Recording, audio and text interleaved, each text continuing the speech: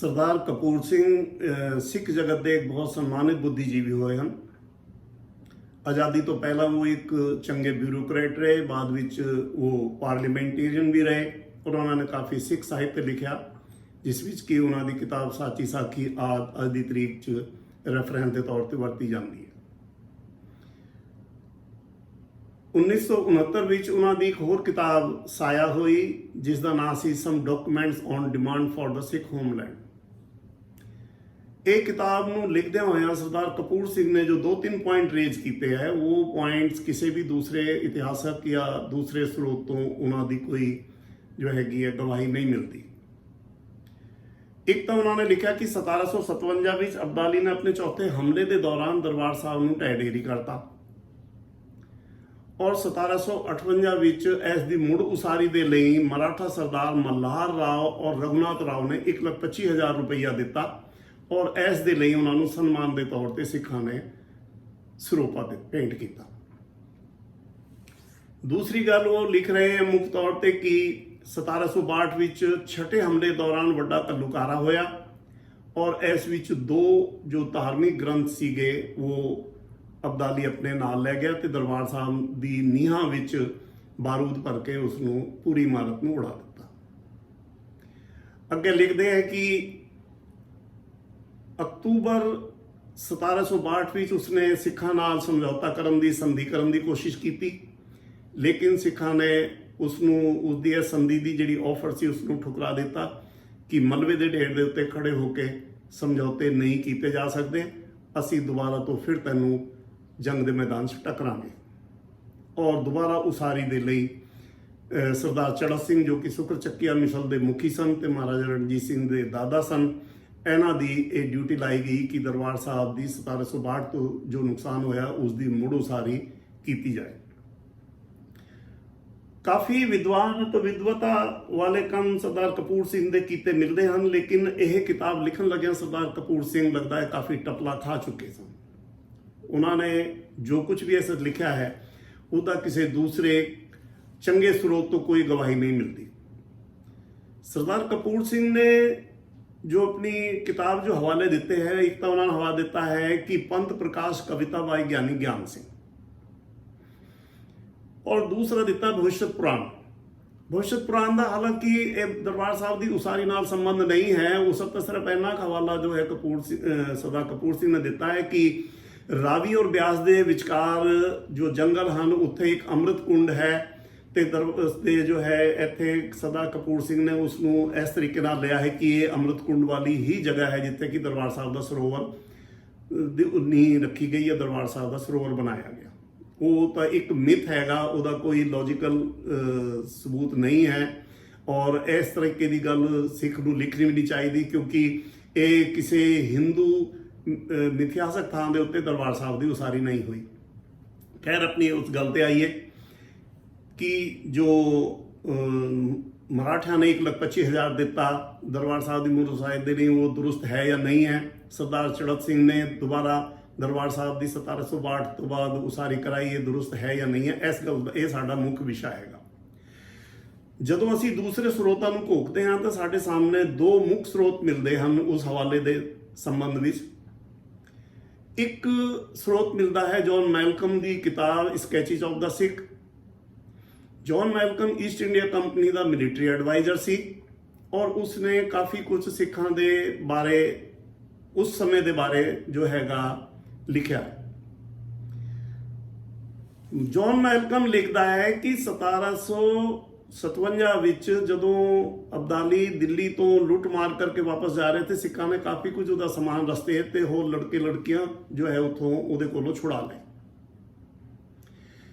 ਇਸ ਗੱਲ ਤੋਂ ਖਫਾ ਹੋ ਕੇ ਅਬਦਾਲੀ ਨੇ ਉਹਨਾਂ ਨੂੰ ਕਿਹਾ ਕਿ ਮੈਂ ਮੁੜ ਕੇ ਆਵਾਂਗਾ ਤੇ ਇਸ ਗੱਲ ਦਾ ਹਿਸਾਬ ਕਿਤਾਬ ਫਿਰ ਕਰਾਂਗਾ ਤੇ ਸਿੱਖਾਂ ਦੇ ਧਾਰਮਿਕ ਸਥਾਨ ਯਾਨੀ ਦਰਬਾਰ ਸਾਹਿਬ ਨੂੰ ਢਹਿ ਢੇਰੀ ਕਰਨ ਦੇ ਲਈ ਉਸਨੇ ਆਪਣੇ ਲੜਕੇ ਤੈਮੂਰ ਖਾਨ ਤੇ ਵਜ਼ੀਰ ਜਹਾਨ ਖਾਨ ਦੀ ਡਿਊਟੀ ਲਗਾਈ। ਤੈਮੂਰ ਖਾਨ ਔਰ ਜਹਾਨ ਖਾਨ ਨੇ ਦਰਬਾਰ ਸਾਹਿਬ ਨੂੰ 1757 ਵਿੱਚ ਅਬਦਾਲੀ ਦੇ ਵਾਪਸ ਜਾਣ ਤੋਂ ਬਾਅਦ ਢਹਿ ਢੇਰੀ ਕਰ ਦਿੱਤਾ ਔਰ ਦਰਬਾਰ ਸਾਹਿਬ ਦਾ ਜੋ ਸਰੋਵਰ ਸੀ ਉਸ ਨੂੰ ਮਿੱਟੀ ਤੇ ਹੋਰ ਦੂਸਰੀ ਚੀਜ਼ਾਂ ਨਾਲ ਭੂਰ ਦਿੱਤਾ। ਹੁਣ ਇੱਥੇ और वो तैमूर खान और जहान खान लाहौर दी जो गद्दी सी ਉਹਦੇ ਤੇ ਕਾਬਜ਼ ਹੋ ਗਏ। ਅਦੀਨਾ ਬੇਗ ਨਹੀਂ ਸੀ ਚਾਹੁੰਦਾ ਕਿ ਅਫਗਾਨੀ ਇਸ ਸਥਾਨ ਤੇ ਕਾਬਜ਼ ਰਹਿਣ, ਇਸ ਕਰਕੇ ਉਸਨੇ ਸਿੱਖਾਂ ਦੇ ਨਾਲ ਨਾਲ ਮਰਾਠਿਆਂ ਨੂੰ ਵੀ ਸੱਦਿਆ ਔਰ ਮਰਾਠਿਆਂ ਤੇ ਸਿੱਖਾਂ ਦੇ ਮਦਦ ਨਾਲ ਉਸਨੇ ਜਹਾਨ ਖਾਨ ਤੇ ਤੈਮੂਰ ਖਾਨ ਨੂੰ ਲਾਹੌਰ ਤੋਂ ਭਜਾਇਆ। ਔਰ ਇਸ ਦੇ ਲਈ ਅਦੀਨਾ ਬੇਗ ਨੇ ਮਰਾਠਾ ਸਰਦਾਰਾਂ ਨੂੰ ਰੋਜ਼ਾਨਾ 1 ਲੱਖ ਰੁਪਈਆ ਦਿੱਤਾ।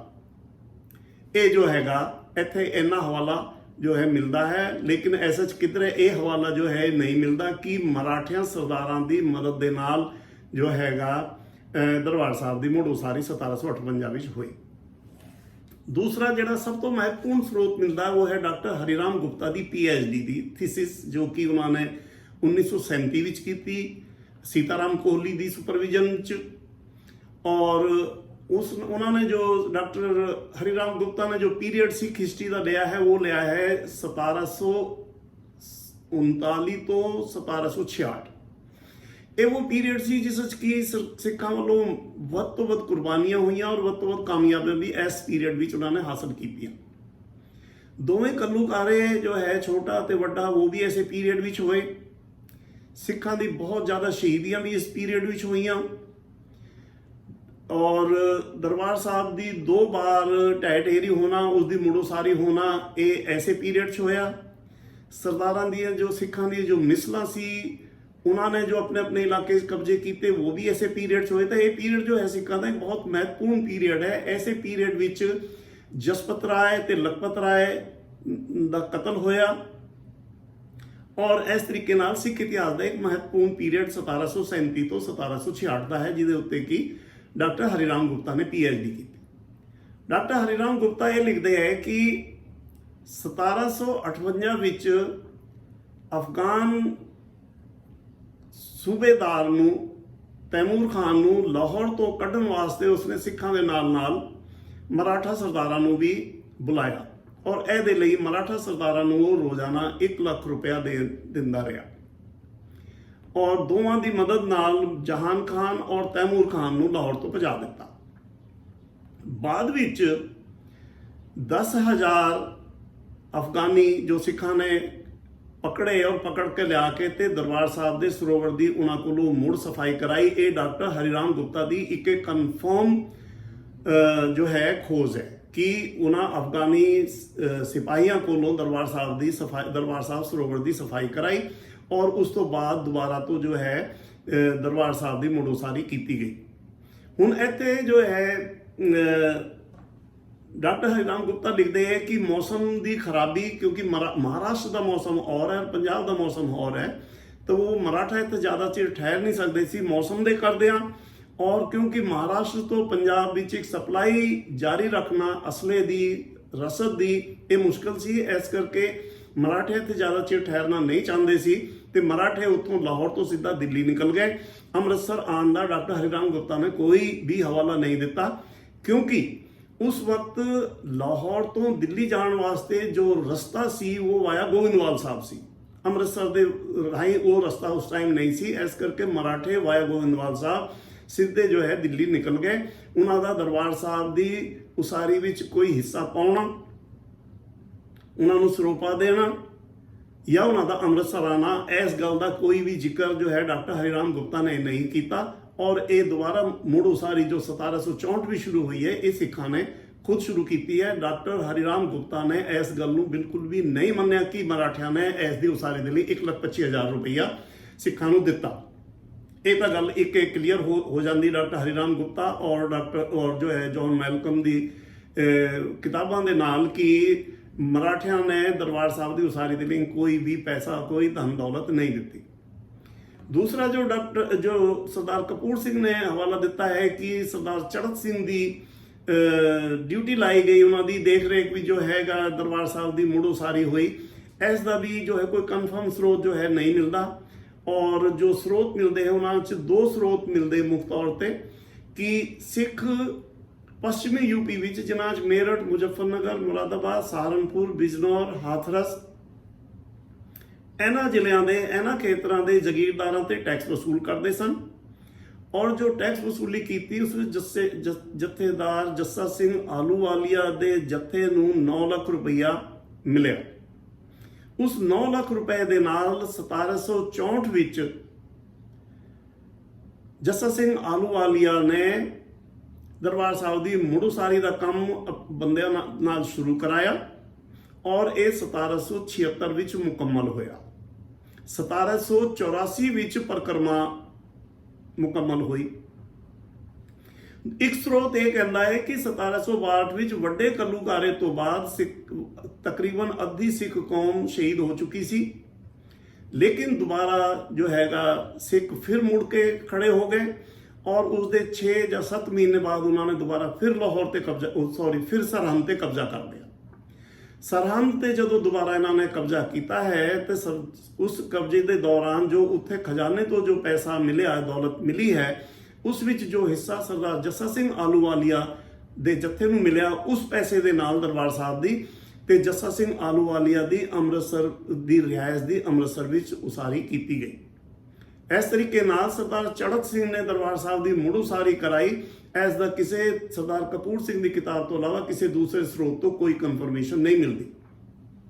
ਇਸ ਤਰੀਕੇ ਨਾਲ ਇਹ ਦੋਵੇਂ ਗੱਲਾਂ ਜਿੱਥੇ ਕਿ ਸਰਦਾਰ ਕਪੂਰ ਸਿੰਘ ਟਪਲਾ ਖਾ ਗਏ ਹੈ, ਉਹ ਦੋਵੇਂ ਗੱਲਾਂ ਜੋ ਹੈ ਸਹੀ ਸਾਬਤ ਨਹੀਂ ਹੁੰਦੀਆਂ।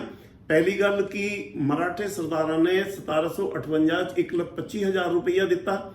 ਇਹ ਗੱਲ ਨਾ ਤਾਂ ਡਾਕਟਰ ਹਰੀਰਾਮ ਗੁਪਤਾ ਨੇ ਮੰਨੀ ਹੈ, ਨਾ ਹੀ ਜੌਨ ਮੈਲਕਮ ਨੇ ਮੰਨੀ। ਦੂਸਰਾ ਕਿ ਜੀ ਸਰਦਾਰ ਚੜ੍ਹਤ ਸਿੰਘ ਨੇ 1762 ਵਿੱਚ ਦਰਬਾਰ ਸਾਹਿਬ ਦੀ ਉਸਾਰੀ ਨੂੰ ਦੁਬਾਰਾ ਤੋਂ ਜੋ ਸ਼ੁਰੂ ਕਰਾਇਆ, ਉਹ ਵੀ ਗੱਲ ਨਹੀਂ ਕਿਧਰੇ ਵੀ ਨਹੀਂ ਮੰਨੀ ਜਾਂਦੀ। ਉਹਦੇ ਲਈ ਵੀ ਜੱਸਾ ਸਿੰਘ ਆਹਲੂਵਾਲੀਆ ਦੀ ਵੱਲੋਂ ਉਸਾਰੀ ਦਾ ਕੰਮ ਸ਼ੁਰੂ ਕਰਾਇਆ ਗਿਆ, ਇਹੀ ਕੁਝ ਸਰੋਤ ਦੱਸਦੇ ਹੈ। ਔਰ ਇਸ ਦਾ ਇੱਕ ਸਬੂਤ ਇਹ ਵੀ ਮਿਲਦਾ ਹੈ ਕਿ ਜੱਸਾ ਸਿੰਘ ਆਹਲੂਵਾਲੀਆ ਦੀ ਆਪਣੀ ਰਿਹਾਇਸ਼ ਅੰਮ੍ਰਿਤਸਰ ਵਿੱਚ ਸੀ ਔਰ ਉੱਥੇ ਉਹਨਾਂ ਦੀ ਮੌਤ ਵੀ ਹੋਈ। ਹਾਂ, ਇੱਕ ਹਵਾਲਾ 1,25,000 ਦਾ ਹੋਰ ਕਿਸੇ ਰੈਫਰੈਂਸ ਵਿੱਚ ਜੋ ਹੈ ਮਰਾਠੇ ਸਰਦਾਰਾਂ ਦਾ ਮਿਲਦਾ ਹੈ। ਉਹ ਹਵਾਲਾ ਹੈ ਕਿ ਮਲਹਾਰ ਰਾਓ ਤੇ ਦੂਸਰੇ ਜੋ ਸਰਦਾਰ ਸੀਗੇ ਇਹਨਾਂ ਦੇ ਮਰਾਠਿਆਂ ਦੇ ਸਰਦਾਰ ਜੋ ਸੀ, ਉਹਨਾਂ ਮਲਹਾਰ ਰਾਓ ਤੇ ਰਘੁਨਾਥ ਰਾਓ ਇਹਨਾਂ ਦੇ ਜੋ ਹੈ ਪਬਲਿਕ ਰਿਸੈਪਸ਼ਨ ਦੇ ਲਈ ਇਹਨਾਂ ਨੂੰ ਲਾਹੌਰ ਦੇ ਲੋਕਾਂ ਦੇ ਸਾਹਮਣੇ ਇਹਨਾਂ ਨੂੰ ਸਨਮਾਨਿਤ ਕਰਨ ਦੇ ਲਈ ਇੱਕ ਬਹੁਤ ਵੱਡਾ ਸ਼ਾਨਦਾਰ ਪਲੇਟਫਾਰਮ ਬਣਾਇਆ ਗਿਆ ਸੀ, ਜਿਸ ਦੇ ਉੱਤੇ ਕਿ 1,25,000 ਰੁਪਈਆ ਖਰਚ ਆਇਆ ਸੀ। 1,25,000 ਦਾ ਹਵਾਲਾ ਇੱਥੇ ਮਿਲਦਾ ਹੈ। ਦਰਬਾਰ ਸਾਹਿਬ ਦੀ ਉਸਾਰੀ ਦੇ ਲਈ ਇਹਨਾਂ ਵੱਲੋਂ ਦਿੱਤਾ ਗਿਆ 1,25,000 ਦਾ ਜੋ ਹਵਾਲਾ ਹੈ ਉਹ ਬਿਲਕੁਲ ਵੀ ਸਹੀ ਨਹੀਂ ਹੈ। ਔਰ ਇੱਥੇ ਸਰਦਾਰ ਕਪੂਰ ਸਿੰਘ ਨੇ ਜੋ ਲਿਖਿਆ ਹੈ, ਇਹ ਨਹੀਂ ਸਮਝ ਆ ਰਿਹਾ ਕਿ ਉਹਨਾਂ ਨੂੰ ਹਾਲਾਂਕਿ ਸਿੱਖ ਸਾਹਿਤ, ਸਿੱਖ ਇਤਿਹਾਸ ਦੀ ਬਹੁਤ ਜਾਣਕਾਰੀ ਸੀ, ਲੇਕਿਨ ਉਹਨਾਂ ਨੇ ਕਿਸ ਸਰੋਤ ਤੋਂ ਇਹ ਚੀਜ਼ ਲਈ ਹੈ, ਇਹਦਾ ਕਿਸੇ ਦੂਸਰੇ ਸਰੋਤ ਤੋਂ ਕੋਈ ਜੋ ਹੈਗਾ ਇਸ ਦੀ ਤਸਦੀਕ ਨਹੀਂ ਹੁੰਦੀ। ਇਸ ਕਰਕੇ ਇਹ ਜੋ ਕੁਝ ਲਿਖਤ ਹੈ, ਇਸ ਨੂੰ ਸਿੱਖ ਇਤਿਹਾਸ ਵਿੱਚ ਸੱਚੇ ਤੌਰ ਤੇ ਨਹੀਂ ਮੰਨਿਆ ਜਾਣਾ ਚਾਹੀਦਾ। ਵਾਹਿਗੁਰੂ ਜੀ ਕਾ ਖਾਲਸਾ, ਵਾਹਿਗੁਰੂ ਜੀ ਕੀ ਫਤਿਹ।